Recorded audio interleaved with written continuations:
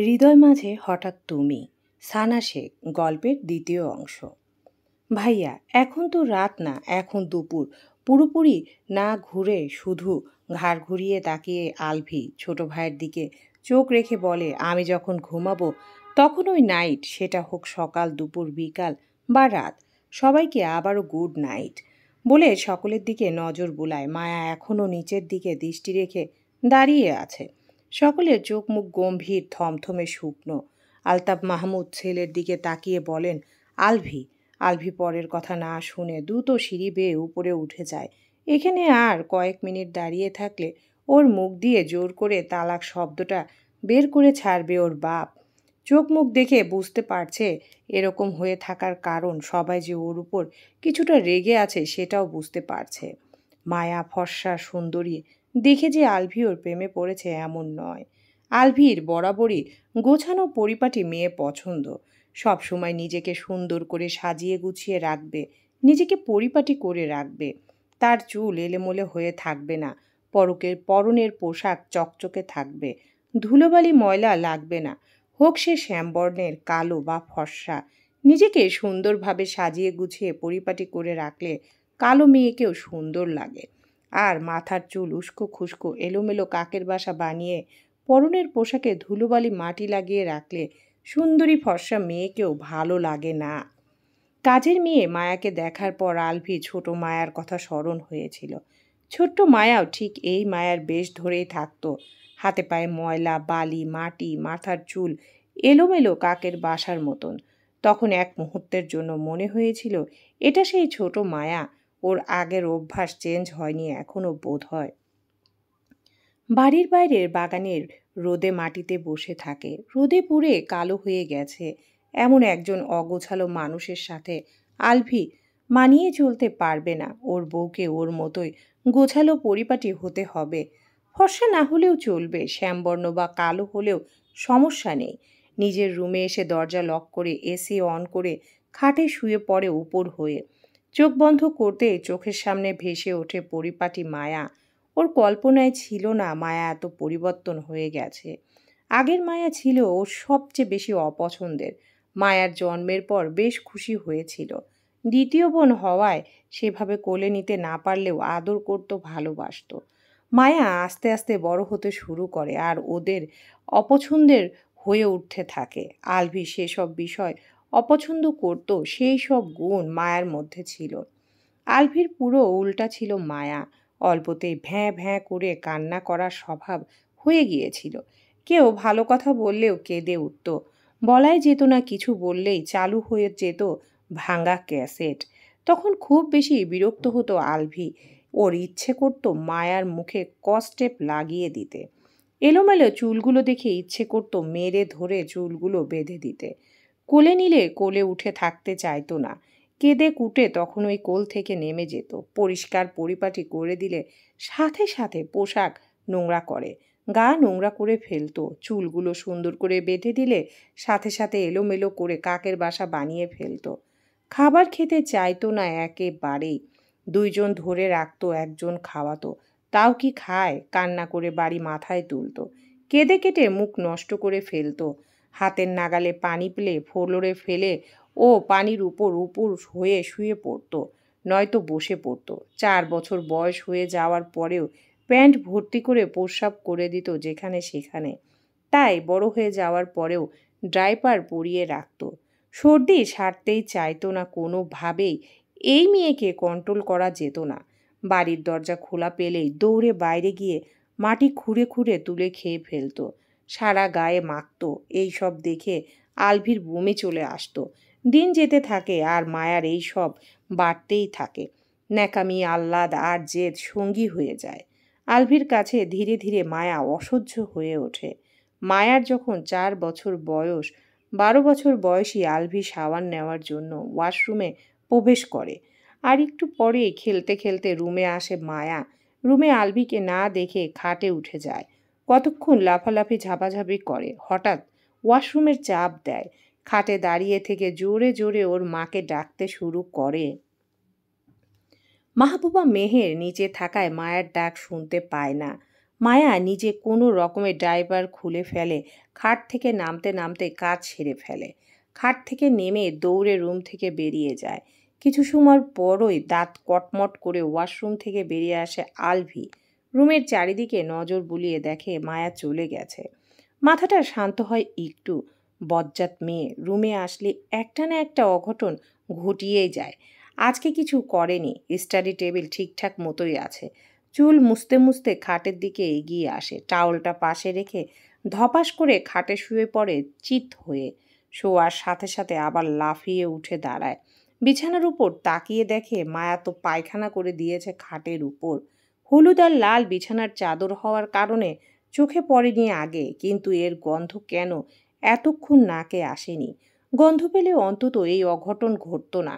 আলভির পিঠ ও মাথার চুলে লেগে গেছে পায়খানা। বমি করতে করতে দৌড়ে আবার ওয়াশরুমে প্রবেশ করে। বেচারা মাত্রই শাওয়ার নিয়ে এসেছিল। 1 ঘন্টা সময় নিয়ে শুধু শাওয়ার জেল আর শ্যাম্পু লাগায়। সাবান নিতে নিতে আরও কয়েকবার বমি করে দেয় ঘৃণায়। মাথা না মুছে ভেজা প্যান্ট চেঞ্জ না করে ওয়াশরুম থেকে বেরিয়ে সিঁড়ি দিয়ে এগিয়ে যায়। চিৎকার করে ওর মাকে ডাকতে শুরু করে। ওর চিৎকার চেঁচামেচি শুনে বাড়ির সবাই এগিয়ে আসে সিঁড়ির কাছে। সবাই থাকলেও মায়া নেই এখানে। রাগে গজগজ করে বলে ওঠে, মায়া কোথায়? কেন, মায়া আবার কি করেছে? ও কোথায়? ওকে আজকে আমি মেরেই ফেলবো। ওকে নিষেধ করা সত্ত্বেও কেন বারবার আমার রুমে গিয়ে প্রস্রাব পায়খানা করে? আমার বিছানায় পায়খানা করে দিয়েছে। আমি না দেখে সেই পায়খানার উপর শুয়ে পড়েছিলাম। আলভির কথা শুনে খিলখিল করে হেসে ওঠে মাহিদ। আলভির রাগ আরও বেড়ে যায়। হাসছিস কেন? ধরে কিন্তু তোকে মারবো বলে দিলাম। আলভিকে কোনো রকমে বুঝিয়ে সুঝিয়ে ঐশী রহমান আলভিকে বাইরে রেখে ওর রুমে প্রবেশ করেন। দেখেন বিছানায় মায়ার পটি চ্যাপ্টা হয়ে জড়িয়ে রয়েছে। ডায়াপার ফ্লোরে পড়ে রয়েছে। মায়ের কাণ্ড দেখে হাসবেন নাকি ছেলের দুঃখ দেখে কষ্ট পাবেন বুঝলেন না। চাদর তুলে নতুন চাদর বিছিয়ে দেন, রুমে স্প্রে করে দিয়ে রুম থেকে বেরিয়ে আসেন চাদর আর ডায়াপার হাতে নিয়ে। আলভি রুমে এসে পুরো রুমে পারফিউম স্প্রে করে নেয় আবার। সেদিন থেকে মায়াকে একেবারেই দেখতে পারে না আলভি। চোখের সামনে সহ্য করতে পারে না। দেখলে রাগে শরীর রি রি করে। সেদিন সন্ধ্যায় সেলুনে গিয়ে মাথা টাক করে এসেছিল। ওই চুল নিয়ে থাকতে ঘেন্না হচ্ছিল, বারবার বমি আসছিল। মায়াকে পছন্দ করতো না, আর সেদিন থেকে যেন শত্রুই হয়ে যায় মায়ার। এভাবে দিন গড়িয়ে যেতে থাকে। মায়া বড় হওয়ার সাথে সাথে আরও একরোখা জেদি হয়ে ওঠে। এই মেয়েকে কেউ পরিষ্কার পরিপাটি করে রাখতে পারে না। বাড়ির প্রথম মেয়ে পৃথিবী ছেড়ে চলে গেছে, তাই মায়াকে বকতো না কেউ সেভাবে। জোরে ধমকও দিয়ে কথা বলতো না কখনো। সকলের আদরের ছিল, তাই তো আরও লাই পেত। মায়াকে কিন্ডারগার্টেনে ভর্তি করানো হয়। মাহবুবা মেহের নয়তো ঐশী রহমান মায়াকে কিন্ডারগার্টেনে নিয়ে যেতেন, আবার নিয়ে আসতেন। তখন মায়ার 6 বছর বয়স। স্কুল ছুটির পর আলভি তার স্কুল ফ্রেন্ডদের নিয়ে নিজের বাড়িতে আসে। মায়া তখন বাড়ির ভেতর থেকে বেরিয়ে বাইরে ঘাসের উপর ল্যাটা দিয়ে বসে আছে। ঘাড়ের নিচে পড়ে থাকা চুলগুলো এলোমেলো, চোখ মুখ ঢেকে ফেলেছে প্রায়। গায়ের জামায় মাটি লাগিয়ে নষ্ট করে ফেলেছে। মুখে মাটি আর হাতেও মাটি। এই মেয়ে বোধহয় মাত্রই মাটি খেয়েছে। দেখে মনে হচ্ছে রাস্তার কোনো পথশিশু বসে আছে। আলভিকে দেখে ডেকে ওঠে, ভাইয়া। পাশ থেকে আলভির একটা ফ্রেন্ড বলে, আলভি, ও তোদের বাড়ির বুয়ার মেয়ে। দেখতে কিন্তু সুন্দর আছে, শুধু একটু পরিষ্কার পরিচ্ছন্ন করে রাখলে অনেক সুন্দর দেখা যাবে। কটমট করে তাকিয়ে থাকে মায়ার দিকে। মায়ের দিকে দৃষ্টি রেখে রাগান্বিত স্বরে বলে, ও বুয়ার মেয়ে না, ও নিজেই এই বাড়ির বুয়া প্লাস মালি। এখন ভেতরে চল। কাউকে কোনো কথা বলার সুযোগ না দিয়ে ভিতরের দিকে এগিয়ে যায় আলভি। পেছন পেছন ওর ফ্রেন্ডরাও এগিয়ে যায়। বার কয়েক পিছন ফিরে মায়ের দিকে তাকায়। এত ছোট মেয়ে এই বাড়ির বুয়া প্লাস মালি কাজ করে কিভাবে? আলভি নিশ্চয়ই ওদের সাথে মজা করেছে। মায়াকে খাটে পড়তে বসিয়ে দিয়ে রেখে মাহবুবা মেহের ওয়াশরুমে গিয়েছেন। এই সুযোগে মায়া চুপি চুপি বাড়ির ভেতর থেকে বেরিয়ে এসেছে। ঐশী রহমান ভেবেছেন মায়া তো ওর মায়ের সাথে রয়েছে, তাই তিনি বুয়ার সাথে রান্নাঘরে রান্না করছেন। আলভি সিঁড়ি বেয়ে উঠে এসে দেখে মাহবুবা মেহের মেয়েকে মায়াকে ডাকতে ডাকতে সিঁড়ি বেয়ে নিচে নামছে। পেতনি বাইরে গিয়ে মাটি খাচ্ছে। আলভির কথা শুনে মাহবুবা তাড়াহুড়ো করে বাইরে বেরিয়ে আসেন। আলভির কথা, মায়া মেয়ে মানুষ, ও থাকবে শান্তশিষ্ট প্রকৃতির হয়ে। মেয়ে মানুষ মানে সেজেগুজে পরিপাটি হয়ে থাকবে, দেখলে শুধু দেখতেই ইচ্ছে করবে। ও কেন এরকম পাগলের বেশ ধরে থাকবে? শাকচুন্নি পেতনির মতো হয়ে থাকবে।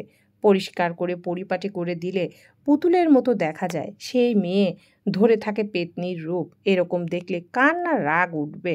আলভির মাঝে মধ্যে ইচ্ছে করে মায়াকে ধরে ইচ্ছে মতো মারতে, তারপর ওয়াশিং মেশিনে ধুয়ে পরিষ্কার করে সুন্দর করে সাজিয়ে দিতে, চুলগুলো শক্ত করে বেঁধে দিতে, যেন জীবনেও আর খুলতে না পারে।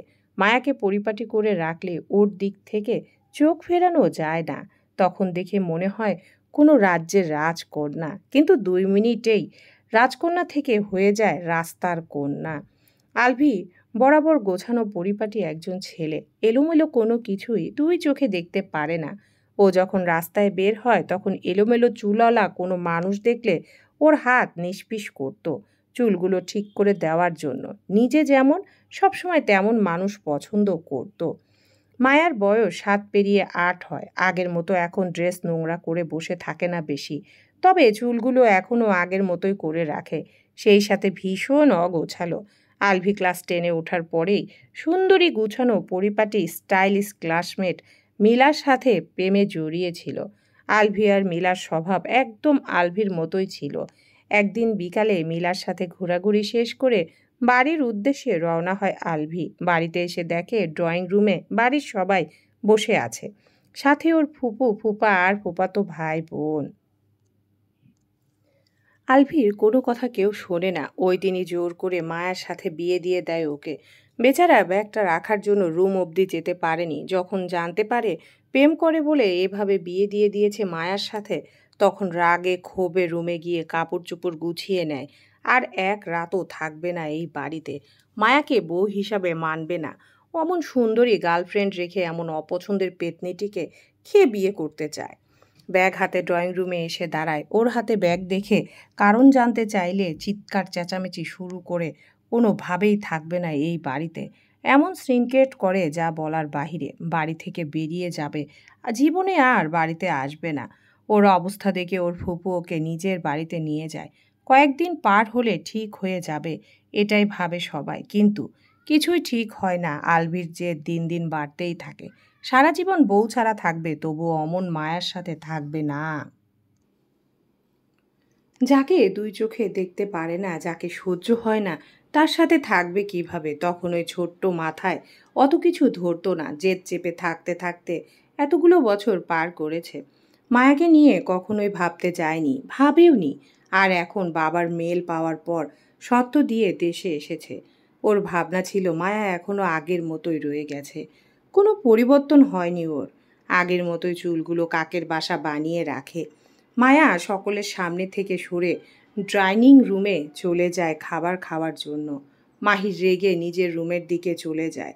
আলভি পেয়েছেটা কি? ওর বোন কি কে নিয়ে খেলবে?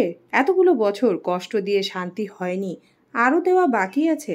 আহনাব মাহমুদ ছোট ভাইয়ের মুখের দিকে তাকিয়ে থাকেন। এখন তো আর তার কিছুই করছে না, কেমন গাছাড়া ভাব নিয়ে চলছে। এখন তিনি কোনো কথা বললেন না। ফ্রেশ হওয়ার জন্য নিজের রুমে চলে যান। আলভির দাদি ছোট ছেলের মুখের দিকে তাকিয়ে বলেন, আলভিকে কোনোভাবে বুঝিয়ে সুঝিয়ে মায়ার সাথে সংসার করানো যায় না? এখন তো বড় হয়ে গেছে। আলভিকে বুঝিয়ে বললে নিশ্চয়ই বুঝবে। ঐশী রহমান বলেন, মা ঠিক বলেছে, বিয়ে কোনো ছেলে খেলা নয় যে একবার বিয়ে করলাম আবার তালাক দিয়ে দিলাম। আর এখন আমাদের সামনেই আছে, সবাই মিলে বুঝালে, বুঝিয়ে বললে নিশ্চয়ই বুঝবে। কোনো লাভ নেই। তোমাকে আমি শুধু একটাই কথা এটাই বলেছিলাম, আলভি বাড়িতে আসবে মায়াকে তালাক দেওয়ার জন্য। আর যদি মেয়ে পছন্দ হয় তাহলে বিয়ে করবে। আলভি যেই শর্তগুলো দিয়েছে সেই সব তোমাকে আমি বলিনি। ও আমাকে ওয়াদা করিয়েছে ও দেশে আসার পর ওকে মায়ার সাথে সংসার করার জন্য ফোর্স করতে পারবো না। ওকে বলতে পারবো না একটাবার ভেবে দেখতে। ওকে বোঝানো যাবে না মায়ার সাথে সংসার করার জন্য। ও বাড়িতে আসার সাথে সাথে মায়াকে তালাক দেবে। আমরা কেউ কিছু বলতে পারবো না। যদি বলি তাহলে ও দেশেই আসবে না। তাই আমাকে ওয়াদা করিয়েছে ওকে আমার আর কিছু বলার নেই। ও মায়াকে তালাক দিয়ে মুক্ত করে দিক, নিজেও মুক্ত হোক। মায়ের জন্য আমি ওর চেয়ে হাজার গুণ ভালো ছেলে খুঁজে বের করব। পেয়েও গেছি একজন। তারা নিজ থেকেই আমার সাথে যোগাযোগ করেছে। ছেলে ইংল্যান্ডে থাকে, ওখানে নিজের বিজনেস আছে। দেখতে আলভির চেয়ে বেশি সুন্দর শোন। খোঁজখবর নিয়ে জেনেছি ছেলেটা খুবই ভালো। ছেলেটা মায়াকে বিয়ে করতে রাজি। মায়ার আগের বিয়ে নিয়ে তার কোনো মাথা ব্যথা নেই। ওই ছেলের সাথে মায়ার বিয়ে ফাইনাল করব আমি নিজে। নিজের হাতে মায়ার জীবনটা দুর্বিষহ করে তুলেছিলাম, এখন নিজের হাতে গুছিয়ে দেব আবার। ঘুম ভাঙে আলভির। 2 দিন ঘুমোতে না পারায় রাতে বিভোর হয়ে ঘুমিয়েছিল। এখন খিদে পেট চুচু করছে। দুপুরে খাওয়ার পর রাতে আর খাওয়া হয়নি। শোয়া থেকে উঠে বসে ফোন হাতে নিয়ে টাইম দেখে নেয়। সকাল 9টা বেজে গেছে। এত সময় একটানা ঘুমিয়েছে ভেবেই অবাক হয়। এর আগে কোনোদিন বোধহয় এভাবে ঘুমায়নি। রাতে কয়েকবার ঘুম ভেঙে যায়, সেখানে গত রাতে একবারও ঘুম ভেঙেছিল। খাট থেকে নেমে দাঁড়ায়, চুলগুলো হাত দিয়ে ঠিক করে পেছনে ঠেলে দেয়। রুমের দরজা জানালা সব খুলে দেয়। বেলকনি থেকে টাওয়াল নিয়ে ওয়াশরুমে প্রবেশ করে। 20 মিনিট শাওয়ার নিয়ে ফ্রেশ হয়ে বেরিয়ে আসে। ক্রিম কালার 3/4 প্যান্ট পরে নেয় গায়ে, জড়ায় অ্যাশ কালার টি শার্ট। চুলগুলো ভালোভাবে শুকিয়ে নিয়ে ব্রাশ করে নেয়। টাওয়াল আর প্যান্ট টি শার্ট বেলকুনিতে মেলে দিয়ে আসে। বিছানা গুছিয়ে ফোনটা চার্জে লাগায়। এসি বন্ধ করে রুম থেকে বের হয়। করিডোরে দাঁড়িয়ে এদিক ওদিক তাকায় মায়ার রুম কোনটা। সিঁড়ির দিকে এগিয়ে যায়। নিচে নেমে এসে দেখে বাড়ির সবাই বসে আছে। বাপ চাচার অফিস নেই নাকি? আজ অফিসে না গিয়ে সবাই এভাবে বসে আছে কেন? আলভিকে দেখে মান্তাসা বলে, বড় চাচ্চু এসে গেছে। সবাই আলভির দিকে তাকায়। মায়াও তাকায়। আলভি আর মায়ার চোখাচোখি হয়। মায়ের চোখ মুখ মলিন শুকনো। রাতে হয়তো ঘুমায়নি। মায়া চোখ নামিয়ে নিচের দিকে দৃষ্টি স্থির করে। হার্টবিট বেড়ে গেছে আবার। টিপ টিপ করছে বুকের ভেতর। হাত কাঁপতে শুরু করে। নিজের রুমে চলে যেতে নিয়েছিল মায়া, আলতাফ মাহমুদ যেতে দেয়নি। জোর করে বসিয়ে রেখেছেন সোফায়। আলতাফ মাহমুদ ছেলের দিকে তাকিয়ে বলেন, ঘুম শেষ হয়েছে তোমার? আম্ভির গম্ভীর স্বর, হুম। তাহলে বলো এখন কি যা বলার জন্য এসেছো। আমি বুঝতে পারি সবাই আমার অপেক্ষায় বসে আছে। মায়ের দিকে তাকায়, আবার জড়সড়ো হয়ে বসে আছে সে। পরনে কালো রঙের 3 পিস, ওড়না দেওয়া রয়েছে মাথায়। মায়ের দিক থেকে চোখ সরিয়ে বাবার দিকে তাকায়। আমি তো খেতে এসেছি, খিদে পেয়েছে। আম্মু খেতে দাও। হতভম্ব সবাই। যা করার জন্য দেশে এসেছো সেটা করতে বলছি। নিজের কাজ শেষ করে গিয়ে খাও। তোমরা সবাই খেয়েছো? হ্যাঁ। একা একা খেলে আমাকে ডাকলে না? তুমি নিজেই তো গতকাল বললে তোমাকে যেন কেউ ডিস্টার্ব না করে, তাই তো ডাকিনি। ডাইনিং রুমের দিকে এগিয়ে যেতে যেতে বলে, খেয়ে তারপর আসছি। আলতাফ মাহমুদের গলার স্বর একটু জোরেই হয়। আলভি নিজের কাজ শেষ করে তারপর গিয়ে খাও। খিদের চোটে আমার পেটে হাতি ঘোড়া ডান্স করছে। কথা বলার শক্তি নেই, খেয়ে আসছি। আলভি ডাইনিং রুমে ঢুকে যায়। সোফায় বসে থাকা সকলে একে অপরের মুখের দিকে তাকাতাকি করে। মায়া চোখ তোলে না, আর আলভি সামনে থেকে সরে যাওয়ার একটু যেন স্বস্তি ফিরে পায়। আলভি সামনে আসলে কেমন যেন লাগছে। বুকের ভেতর অস্বাভাবিকভাবে কম্পন শুরু হয়। ঐশী রহমান ডাইনিং রুমে প্রবেশ করেন। আলভি চেয়ারে বসে আছে। আজ ছেলের পছন্দের অনেক কিছু রান্না করেছেন নিজের হাতে। মেহবুবা মেহেরও আলভির জন্য রান্না করেছেন। আলভি মায়ের মুখের দিকে তাকায়। ওনার মুখটা মায়ের মুখের চেয়েও বেশি মলিন হয়ে আছে। চোখে পানি টলটল করছে। চোখ দুটো ফোলা ফোলা, লাল লাল। সারা রাত ঘুমায়নি নাকি?